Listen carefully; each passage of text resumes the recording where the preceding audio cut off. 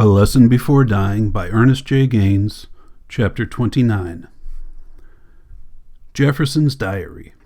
Mr. Wiggin, you say write something, but I don't know what to write, and you say I must be thinking about things I ain't telling nobody, and I ought to put it on paper, but I don't know what to put on paper, 'cause I ain't never wrote nothing but homework.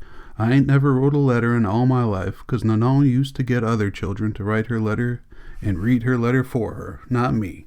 So I can't think of too much to say, but maybe next time.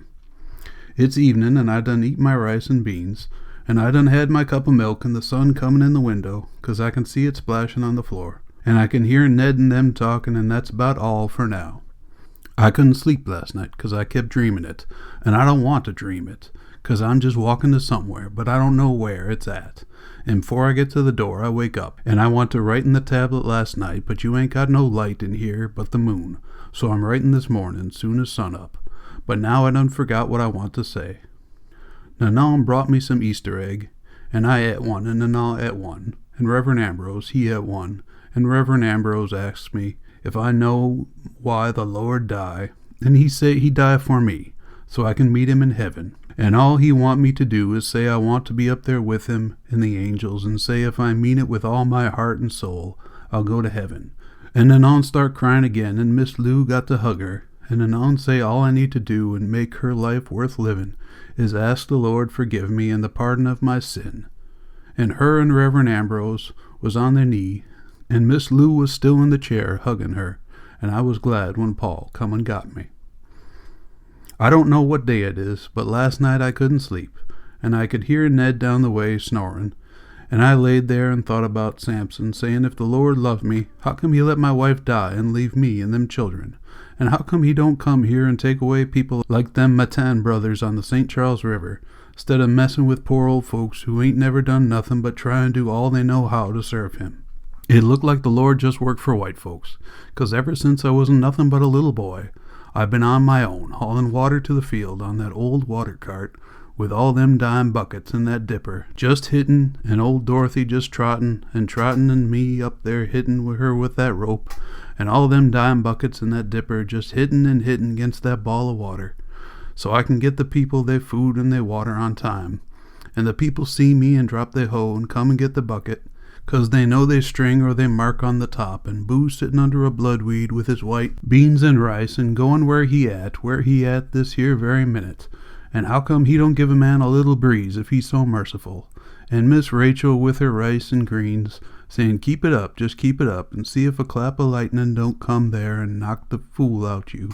And Boo saying let him, I don't care, 'cause a dead N-word is better off an alive one, any weekday. And Saturday I'm getting drunk, and say it again, and Saturday standing in the middle of the road, hollering up in the air, saying come on and get me, see if I care, and falling down in the ditch and rolling out in the road, and holding up the bottle so the Lord could see it, and rolling back in the ditch, and rolling back in the road, and drinking and holding the bottle up so the Lord could see it, and saying I know you don't love nobody but white folks, 'cause you they God, not mine, and come on and throw your lightning if you want, 'cause no N-word ain't got no God, and the church-going people closing their doors and windows to keep from hearing Boo blaspheming the Lord, but me and the rest of the children in the quarter like Boo, 'cause he always brought us candy and cake. I just can't sleep no more, 'cause every time I shut my eyes, I see that door, and before I get there, I wake up, and I don't go back to sleep, 'cause I don't want to walk to that door no more, 'cause I don't know what's back of there. If it's where they're going to put that chair, or if it's supposed to mean death or the grave or heaven, I don't know. I wonder if Boo went to heaven, 'cause I know he didn't get religion first. Mr. Wiggin, you say you like what I got here, but you say you still can't give me just a B, 'cause you say I ain't gone deep in me yet, and you know I can if I try hard, and when I ask you what you mean deep in me, you say just say what's on my mind, so one day you can be saved, and you can save the children. And I say I don't know what you mean, and you say I do know what you mean. And you look so tired sometimes, Mr. Wiggin. I just feel like telling you. I like you, but I don't know how to say this, 'cause I ain't never said it to nobody before, and nobody ain't never say it to me. I know I care for Nanon, but I don't know if love is care, 'cause cutting wood and hauling water and things like that, I don't know if that's love or just work to do. And you say that's love, but you say you know I got more'n just that to say. And when I lay there at night and can't sleep, I try and think what you mean. I got mo', 'cause I ain't done this much thinking and this much writing in all my life before. It's Monday, and I ain't got but just a few days left, and I hope I see my Nanal just one more time, 'cause Miss Lou and Reverend Ambrose say she ain't faring too good, and couldn't make it with them this time. But the Lord know, Mr. Wiggins, I hope I can see her one more time on this earth before I go. Is that love, Mr. Wiggins, when you won't see somebody bad, Mr. Wiggins? Thank you for saying I'm doing B+ work, and you know the A ain't too far. The sheriff and Mr. Pichot and Mr. Morgan came in the cell today, and Mr. Pichot asked me how I'm doing, and I tell him I'm doing all right, and he say yes, he can see I'm all right, and he asks me if he can do something for me, and I tell him no, sir, I'm all right, and he asked if I want a brand new pencil with a penny erase on it, and I told him I would take the pencil, but I don't need the eraser, 'cause you told me to just put down anything come in my head, and if it ain't right, just scratch over it and go on. And he say yes, he can see that, and he asked me if I want him to sharpen my pencil. And I say yes, sir, and he sharpened the pencil on a teeny pearl handle knife. And I look at the knife, and I see Mr. Pichot look up at Sheriff Guidry and Mr. Morgan, and the sheriff look back at him. But Mr. Morgan never stopped looking at me, like he was trying to figure me, and Mr. Pichot asked me if I want the little knife. And I tell him yes, sir. I didn't mind, and he unhooked the little gold chain from its belt loop, and handed me the knife and the chain. And he say it was all mine, and I say just for a few days, and you can have it back. And I held the little knife in my hand and the chain in my other hand, and just look at it. And I hear Mr. Pichot say, well, and I hear Mr. Morgan say it ain't Friday yet, and Mr. Pichot say, you want double that bet? You want add that trotter? And Mr. Morgan say it still ain't Friday yet. Old Clark been coming around too, trying to act like a human, but I can see in his face he ain't no good. And I don't even look at him when he asks me if I'm doing all right, and can he get me something. No, I just go on writing in my tablet, and I don't care if he do see it after I'm dead and gone. Paul trying to be hot when he ain't, like he don't want to get too close to me no more, and all the time he is the only one around here know how to talk like a human to people. I know you, Paul, and I know old Clark, and I know you too, Sheriff Guidry, and you, Mr. Pichot, and Mr. Morgan, and all the rest of y'all. I just never say none of this before, but I know y'all, every last one of y'all. Lord have mercy, sweet Jesus, Mr. Wiggin, where all them people come from when you ask me if some children can come up here and speak to me. I didn't know you was meeting all them children in your class. And just sitting there on the floor all quiet in their clean clothes, looking at me, and I could see some was scared of me, but most was brave and spoke, and my little cousin Estelle even come up and kissed me on the jaw, and I couldn't hold it back no more. Then, after the children, here come the old folks, and looked like everybody from the quarter was here. Miss Julia and Joe and Miss Harriet and Aunt Agnes and Mr. Norman and Miss Sarah and Miss Lilia and Mr. Harry and Miss Lena and God know who all, and Mr. Awful and Miss Phelia with her beads and just praying, and all the people saying how good I look. And Lord have mercy, sweet Jesus, Mr. Wiggin, how you got Buck here in that suit. That suit looked like it half Buck's size, 'cause I remember Miss Rita got him that suit way back 10-11 years back, and Buck babbling there like he know me, and Miss Rita saying he want say he glad to see me, and he want give me one of his agates, and me just looking at Buck, shaking my head, and I can't stop saying, old Buck, old Buck, old Buck, you want give me one of you agates? But old Buck wouldn't turn it loose, till Miss Rita had to tell him, let go, Buck, a few times. And still Buck wouldn't turn loose till Miss Rita pried out his hand and handed it to me, and Buck started babbling there, till Miss Rita had to reach out her hand for me to give it back to her, and she give it back to Buck, and Buck put it back in his pocket and start rattling it with all the others in there.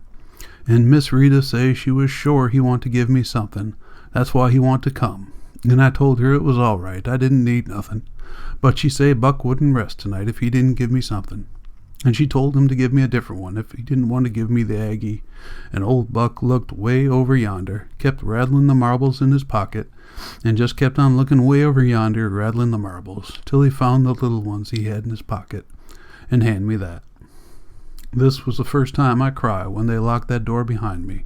the very first time, and I just sat on my bunk crying, but not let them see or hear me, 'cause I didn't want them think wrong, but I was crying 'cause of Buck and the marble he give me, and 'cause of the people come to see me, 'cause they hadn't never done nothing like that for me before. I don't want to sleep at night no more, just catnap in the day while they got light and they got noise, 'cause I don't want to dream about that door every time I shut my eyes. When they brought me in the room and I seen Nana at the table, I seen how old she looked and how tired she looked, and I told her I love her and I told her I was strong, and she just looked old and tired and pulled me to her and kissed me, and it was the first time she never done that, and it felt good. And I let her hold me long as she want, 'cause you say it was good for her, and I told her I was strong, and she didn't need to come back no more, 'cause I was strong. And she just sat there with her eyes almost shut, like she wanted to go to sleep, looking at me all the time, till Reverend and Miss Lou have to help her up and take her back home.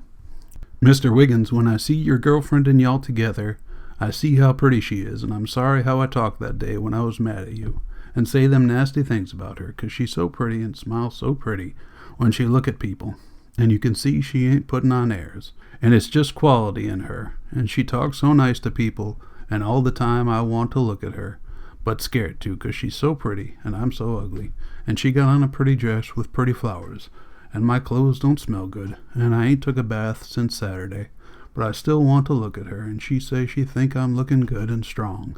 And when she put her hand on my shoulder, I start trembling, and she leaned close and kissed me, and I feel hot, and I could smell her powder scent, and I feel good and scared and hot, 'cause that's the first lady that pretty ever touched me, and nobody that pretty never kissed me, and when y'all left I come to the door, and I look at her long as I could, and I could smell her powder scent and still feel her mouth on my face.